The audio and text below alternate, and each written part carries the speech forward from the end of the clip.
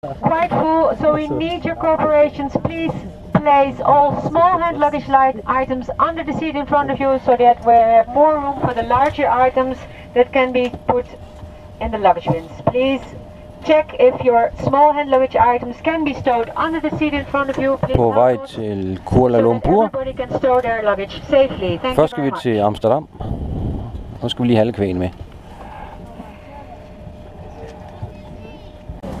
Så er vi i Amsterdam. Og nu er vi på vej til Kuala Lumpur. Vi måtte løbe gennem hele lufthavnen.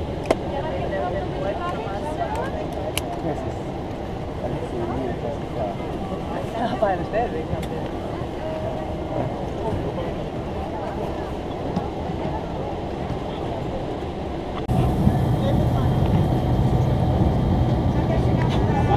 Så går vi lige på det her.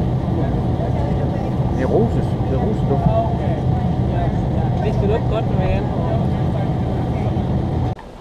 Så er vi ankommet til hotellet. Så skal vi lige have receptionen. Og have vores nøgle.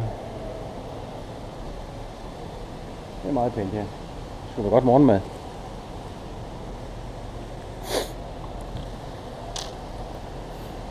Kommer kufferten, vi har ikke engang en mønt til dem. Så er vi oppe på hotelværelset, og det er jo meget fint. Fjernsyn skal være minibar, blødt tæppe, 2 bruser. Nej, det er en sgu toilet. Ej, kan vi ikke? Ja, fint. Det er som det skal være.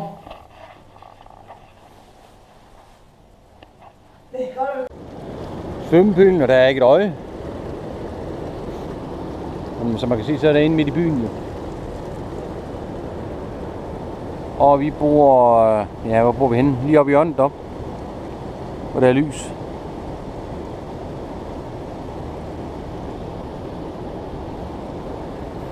Der er de der Twin Towers, som man også kender fra Kuala Lumpur. Så er vi nået til dag 2. Vi Siem Reap. Nej, Kuala Lumpur. Og nu skal vi gå og kigge på et tempel, vi skal finde noget metro. Noget futtog. Og så må vi se, hvordan vi kommer afsted. Der er de der 33-34 grader. Og sådan lidt overskyet, så det her. Det er meget godt. Her er politiet, og de har slået leje herude for. Ja. Den kan vi ikke lige filme direkte.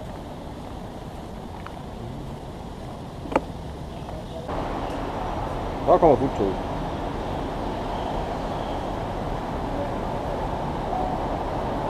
Der kommer vores monorail, vi skal med. Vi skal ud til templet, og så skal vi ind og se Chinatown måske.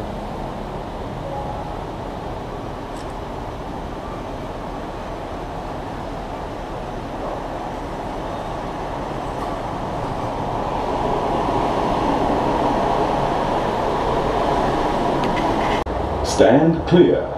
Doors closing.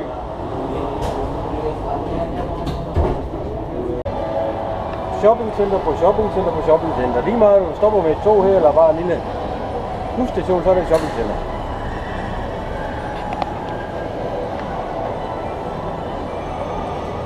Alle steder. Nu skal vi så finde det næste tog. Det skulle åbenbart ligge herinde i shoppingcenteret. Og det kinesiske nytår. Og det er abens nytår. Og lige nu er vi lost. Så, nu skal vi rigtig med silden i Tøndenfest her.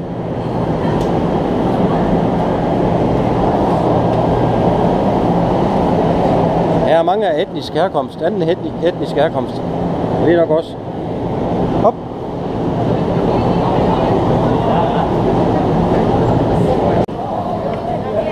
Jeg vil se din tønde nu.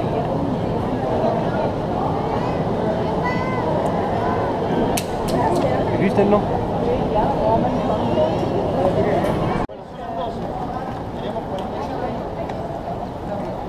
Nu er vi kommet til Indien. Batu Caves.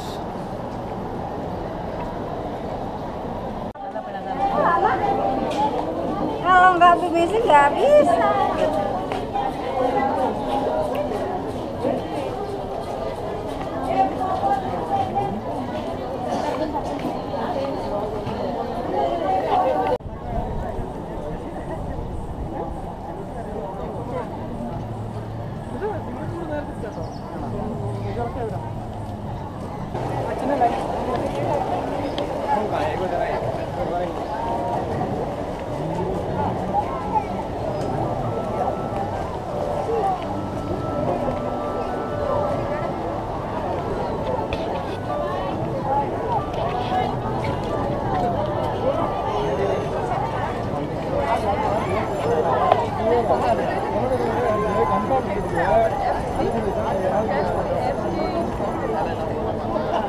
Ja, skal vi have nogle billeder. Shoppingcenter. Og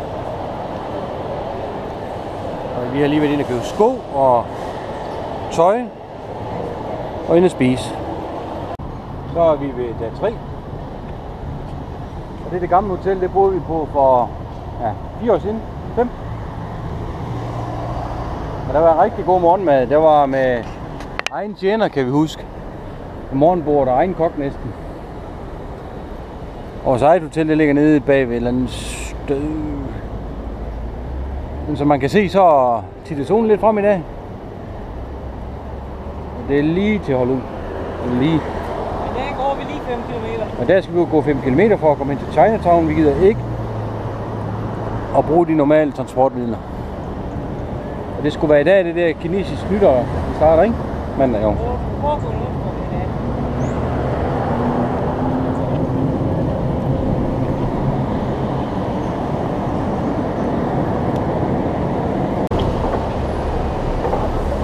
Der er vi kommet til Little India.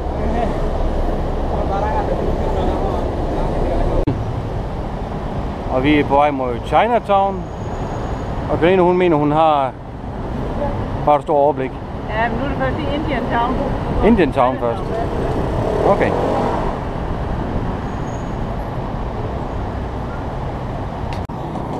Så er vi nået frem til noget af det. Uafhængighedspladsen, eller hvad? Ja. Okay. Erklæret uafhængighed den 1. august i 57.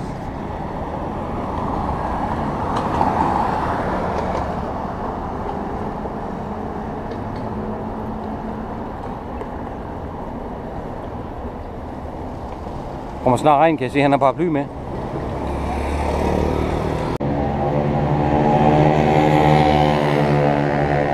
Bare kort til hjem.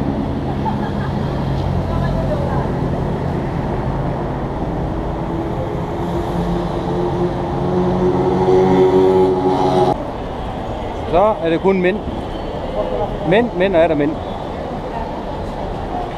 Som vi kender i det. Hvor de holder hånden også.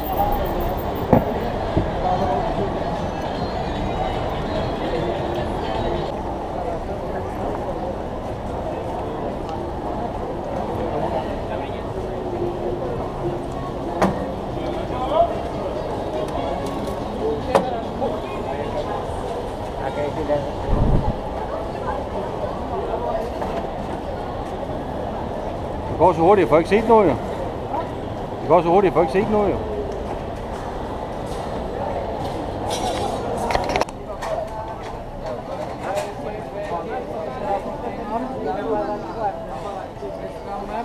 Jeg kan ikke ligefrem se, at det skulle være kineser.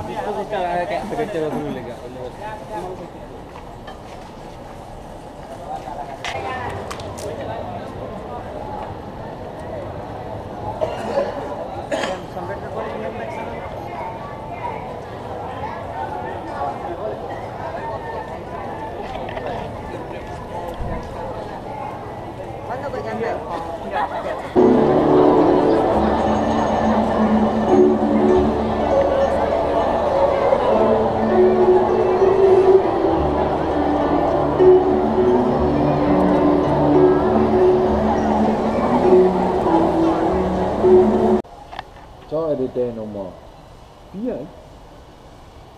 Vi skal til Langkawi, Lille Ø, flyve en time med Ja, Asia. Malindo Air. Nå, Malindo Air, Det lyder ikke godt. Og du må have 30 kilo med mere. Nå. Så vi bare lige venter på taxaen, som til klokken 11. Nu skal det virker. Eller om der kommer sådan en fake taxa, som skal betale 3 for. Ja, så er det stille og roligt. Behagelig temperatur herinde i hvert fald. 25. Udenfor nok 34. Så er vi nået frem, og det er smertefrit. Vi skal med Malindo Air. Det lyder meget spændende. Fin lufthavn, ny lufthavn. Her er butikker. Det er godt.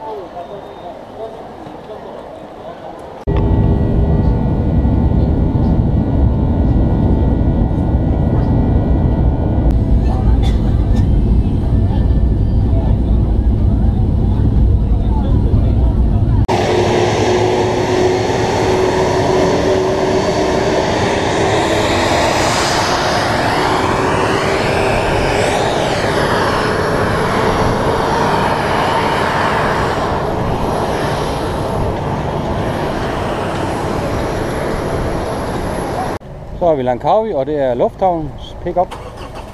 Det er med i prisen. Så det er jo rigtig nok. Ja. Så er vi ankommet til Langkawi. Og der har vi lige fået, for ikke så godt hotelværelse i morgen, men vi er lige blevet flyttet hen til Pølen i dag. Og det er også rimelig godt det her. Det er med stort farve-tv. Jeg tror nok det er farve, det er ikke sort og hvid. Og så har vi badeværelse.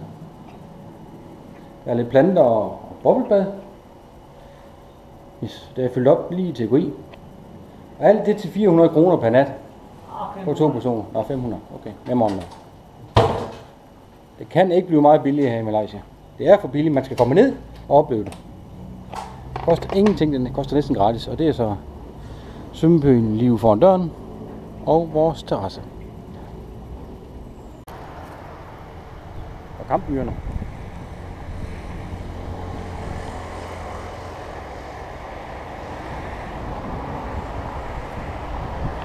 Der render morgenmaden.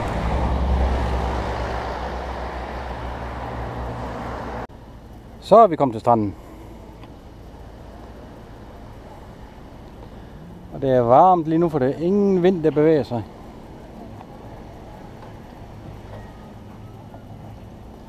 Så umiddelbart så har jeg lige fået for meget tøj på.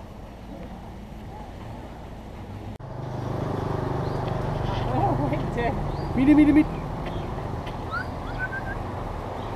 Hallo? Det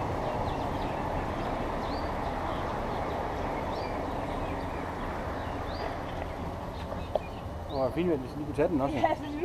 Og løbe med den. Så er vi kommet i Megaskov. Der er alt.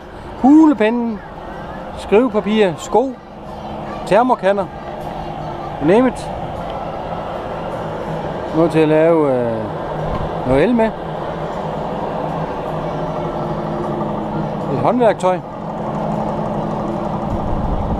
Det er meget godt det her. Så skal vi sindssygt bare finde noget at drikke og spise. Så er vi lige ved stranden, og vi skal have aftens fødeindtag. Og jeg skal for gang skyld have noget at drikke. Jeg skal have en Carlsberg Draft, og Grine skal have en Daiquiri. Vi skulle lige gå og se solen gå ned, men den er gået ned.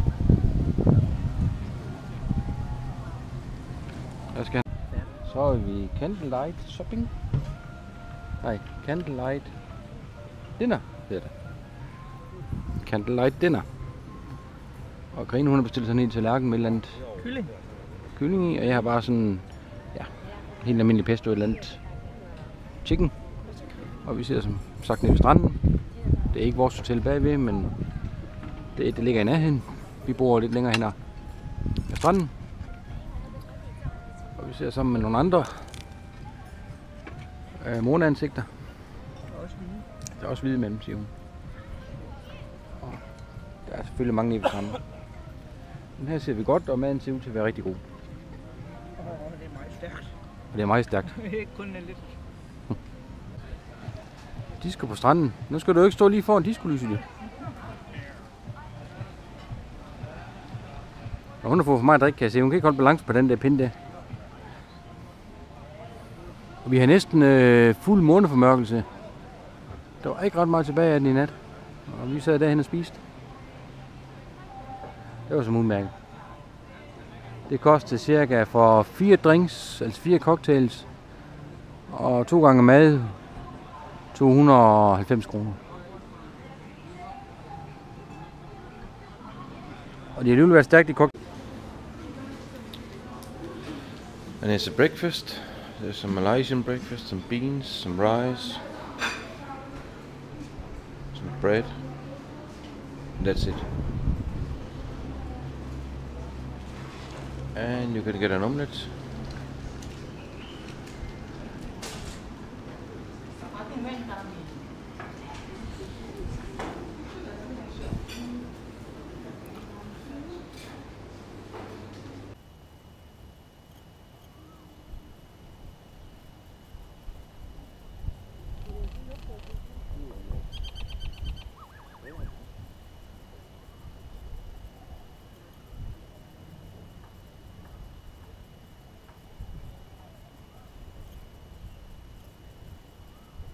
Så er vi blevet motoriseret. Tror vi nok. Med det her monster af en motorcykel. Og så vil vi lige køre i dag. Og se hvordan det går.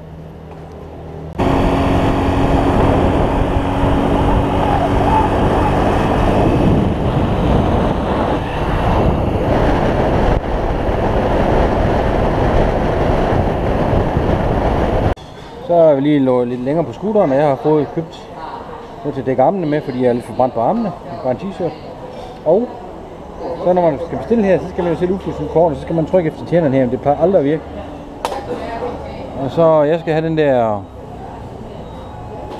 et eller andet med noget fiskekage. Og inden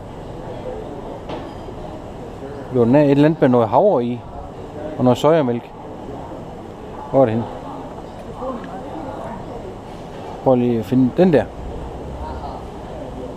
Og den skulle være varm. Så prøver vi at se, hvad fanden det er for noget. Så er man ankommet, og det var en varme havregryn. Smager faktisk rigtig godt med sojamælk. Og mit fiskekage med nudel. Og ja. Så er lige et drikkestop. En lille fin købmand her. Og de vasker skålene udenfor.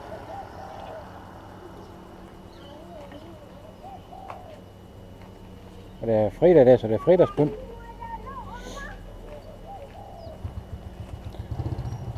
Og vi er på vej til Tanjung Beach.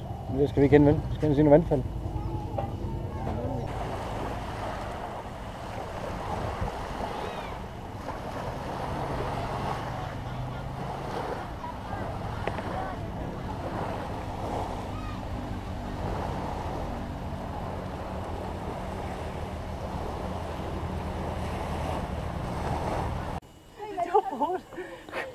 Det var så morsomt. Den bliver sur, hvis I ikke får noget, tror jeg. Ja, den var også sur. Det er der så ikke fik på, når du viste den til mig. Den er sur, nej.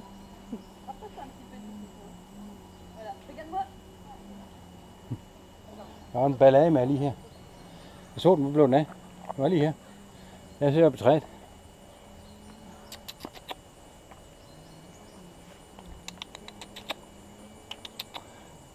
Den glor på det mad derhen. Ja. Hvad sagde den?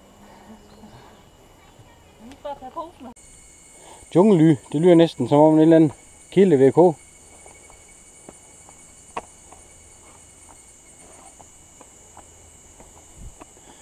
Vi er på vej op til. Det er vandfald. Jeg troede, der var noget, jeg lige kunne køre til. Nej. Nej. Og så er den varm. Så er vi frem. Var det det? Ja, åbenbart. Der har jeg altså set bedre i Mexico og Thailand. Herregud. Jeg hører, hvad den kom. Jeg har serveret så vildt, det løber helt i øjnene. Jeg kan ikke se en skid, mand. Det løber lige i øjnene på. Solcremer.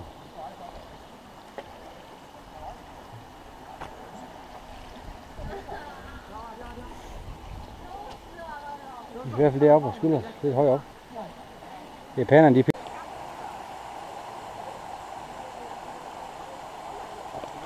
det var de 7 vi under. 7 vandfald. Med flere op igennem. Ja. Det går sgu nok. Har vi set dem. Og japanerne, de ser forurener vand dernede. Han har floden på ingen af. Avocadoerne.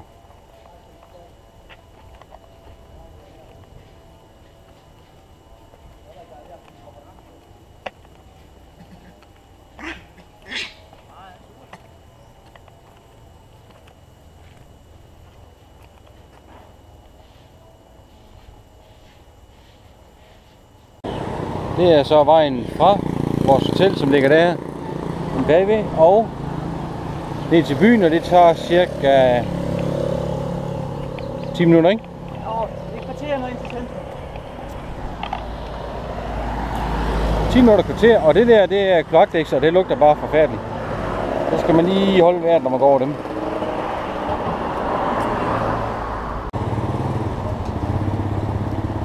Det er så hovedgaden by Daylight.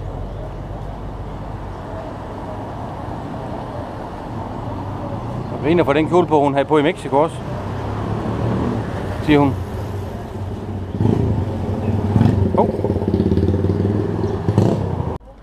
Kommer alle de der blev meget skidtbare. Ja, dårlige. Det er gadekøkkenerne. Men det koster så også kun ingenting. Det koster næsten gratis. En femmer, ja, for ret. Og det skal man gange med 1,7 dansk kroner. Der er klokkeren. Det lugter. Og posemad. Det er anrettet. Der er hele menuen nu. Men de har også de gode restauranter. De har jo Pizza Hut. Hvis ikke vil have gode pizza. Vi har været inde. Så har de Old Town. Det tager cirka en time om at blive betjent. Og en time om at få maden. Men det er okay. Men sådan er det hernede. Så er det byggerådet lidt over det hele.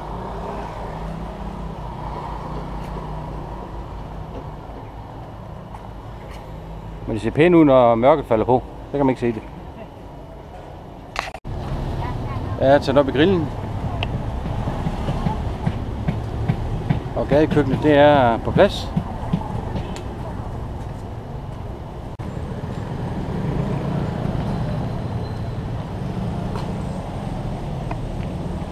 Standard møbler, sådan på restauranten.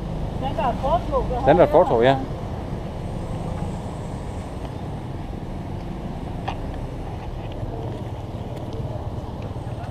Det må man lige passe på, når man går om natten, jo. Det bliver mørkt, det gør det om en time. Klokken 7. Klokken 8, siger jeg. Vi har faktisk lige på Quattro, har jeg set på et billede. Så skal vi gerne ind på den der Red Tomato.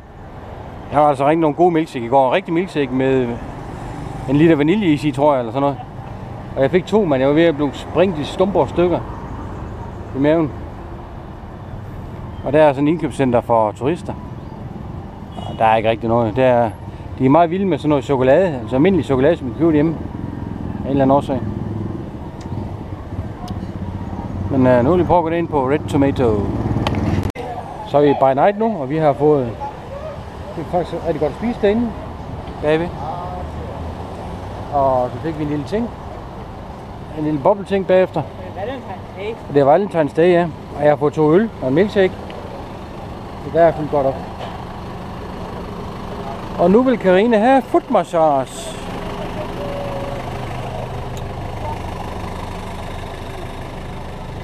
Det må vi så se, om der kan blive nogle penge til. Det koster hele 170 kroner det ene. Med 2 retter, 2 øl, en stor milkshake, 2 gange boblevand og Cola. en cola, ja.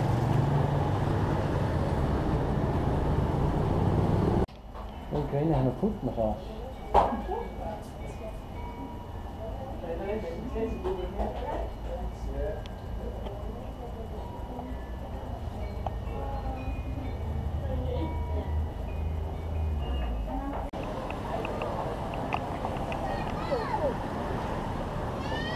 Så er vi her ved det dårlige fortov igen, by night.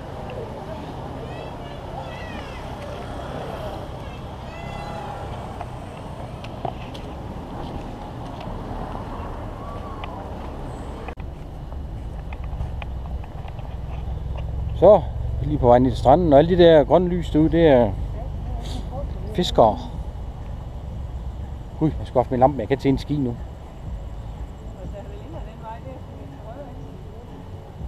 Vi kan jo gå herned ved baren. Der er sådan lige en strandbar, vi skal forbi.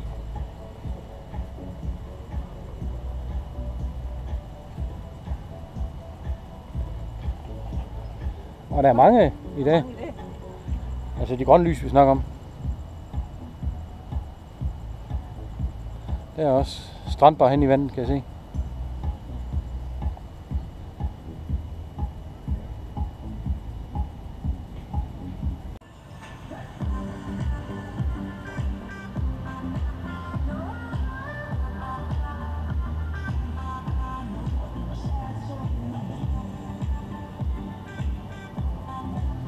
Det var sådan et kineserhotel i det der kinesiske nytår der, hvor der var ikke et øje. Men det er heller ikke helt. Det er heller ikke bygget færdigt endnu. Men det var bare, de arbejdede derhenne lige ved siden af. Og jeg tror, det er vildt støvet inde, hvis det skal være ærlig. Sådan ufærdig. Om på den anden side er det ikke færdigt. Nej, men det var simpelthen bare fuld af kineser det her. Der er ikke et øje nu, mand.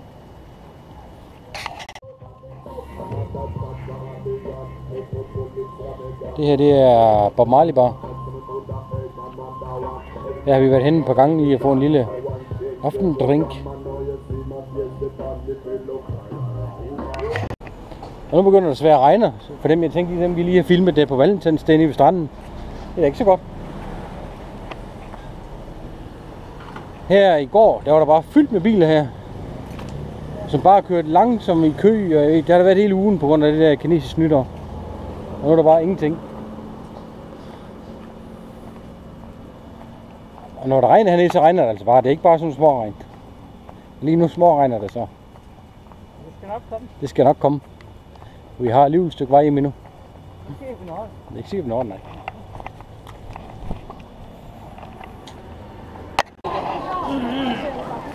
Så er vi ved at tjekke ind, og nu skal vi flyve videre til Penang. Vi har været en uge her på... Hvad fanden er det? Langkawi, den hedder. Skal lige flyve 45 minutter. Og Grine, hun forsøger at tjekke ind. Hun ved ikke rigtig, hvad hun skal. Så det er kun lige 45 minutter med et propelfly, og så er vi på Penang. Så er vi på vej igen til Penang. 45 minutter. Med Firefly. Det er sådan en gang propel.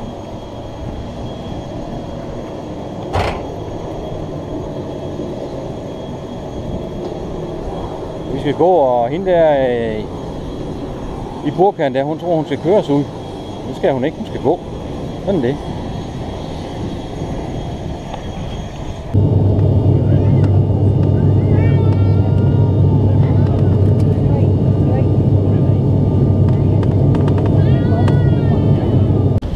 Så kommer der vand.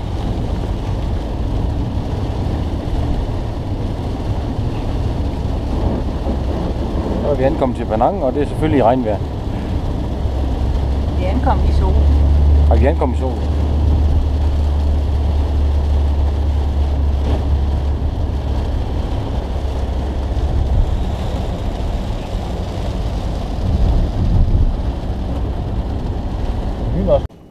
Så er vi ankommet. Nej, vel, den ser det fint nede på det fine gulvtæppe. Det er helt galt. Hvad? Nu ser jeg for det der gamle kuffert samlet op her. Ja, det er din. Nå, hvad så? Den er mørkt, jo. Ja. Se kortet lige jo. Åh, fanden mand.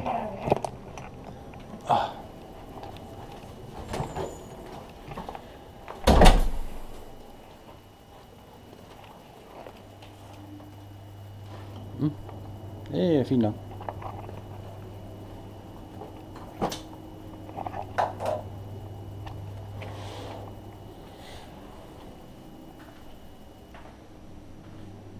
Ja. Hvad pøleudsigt?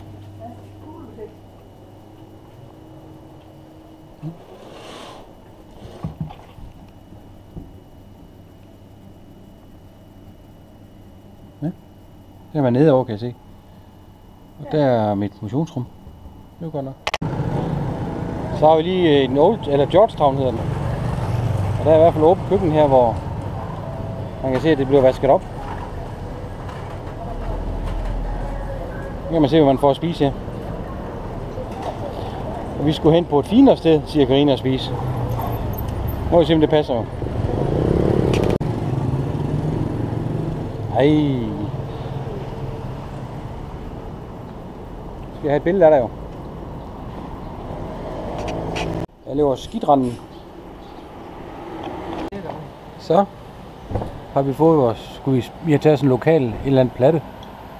Vi har lige fået en større forklaring på, hvad det er, og der er blå ris og gule ris til. Ja, vi kan ikke forstå, at vi fik en tallerken. Det gjorde vi nok ikke. Det er nok klart. Ja.